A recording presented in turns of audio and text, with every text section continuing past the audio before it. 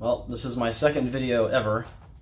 I never thought that I'd get like almost 20,000 views on that graphite powder.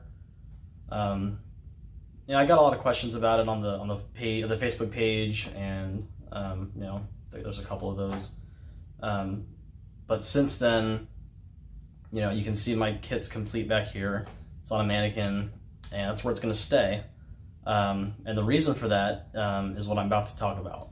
I figured since it's been a little over a year since I did that video, about a year since I finished the kit, that I'd do a bit of a review on the graphite powder finish, how it's held up, what I think about the process now that I've worn the kit a handful of times and walked around and been out in the world with it.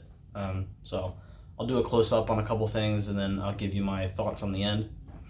So here it is. As you saw in the original video, it was the gloss black with the graphite powder and then the 2K clear on top. Handful of things that I realized after wearing it a couple times, owning it over the past year, a little bit over a year. The graphite powder is not a great surface for this 2K clear coat to stick to. It's just not, it's not porous enough. I'm assuming that the 2K clear, being an automotive product, is really designed to adhere to paint. And that's, it's not paint. So what tends to happen is, and you can, there's a couple spots where you can tell, luckily nothing too big, but let's see if it'll focus. Come on. Yeah, well, you get the idea. Pieces that chip off, and like up here, it's kind of hard to tell, but the clear coat, when it rubs against things, it flakes off because it's not really stuck to something it's meant to be stuck to, so it doesn't stick very well.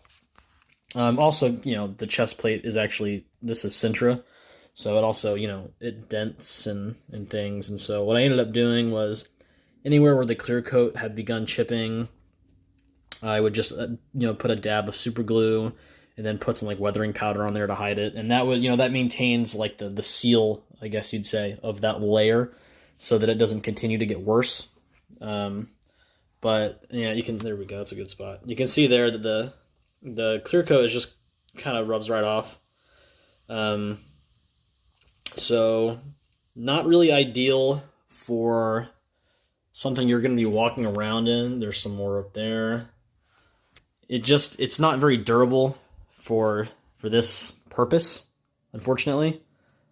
I think that for a display piece or something that's not going to get used a whole lot, it's a good option, but it didn't hold up as well as I'd liked.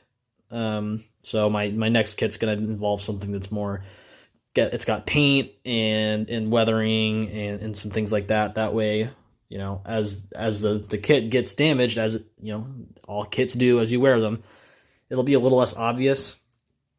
And also maintaining this like pure Beskar look, where it's supposed to be an impervious material that can't be damaged and it's never supposed to rust or look bad. Trying to maintain that in something that you have to wear on your body is really difficult. Yeah, so that's kind of my review of what I've experienced over the last year or so, having worn this thing a handful of times and had to repair it, which anyone who wears a costume like this understands that it's going to happen anyway. But I think that, as just to recap, if you're doing a display piece, something that isn't going to get a lot of wear and tear or a lot of friction, it still looks good. But I think that for something like this, you probably want to go with something that's more durable, because that graphite powder is just not the ideal surface for that 2K clear to stick to, and it's going to flake off. There's really not much you can do about it. So I just wanted, all the 19,000 plus people who watched my first video about graphite powder to know, that is a risk with this process. and hopefully that helps you make a little bit more well-rounded decision.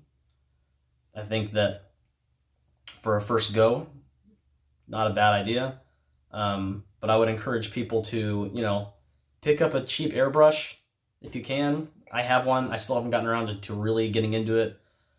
I bought paint, I bought the airbrush. My first attempt didn't look good, and I kind of put it aside for other options, but I do intend to go back and try to get better with it, and I encourage everyone else to do that as well if you can. Because what I've experienced myself as someone who enjoys making things is that and everyone does this, I think, but we tend to avoid risks and go towards the methods we're comfortable with. And then over time, as we improve, you'll look back and think, maybe I could have saved myself a lot of time and money if I had just spent more time and put in more of an effort to learn these other methods.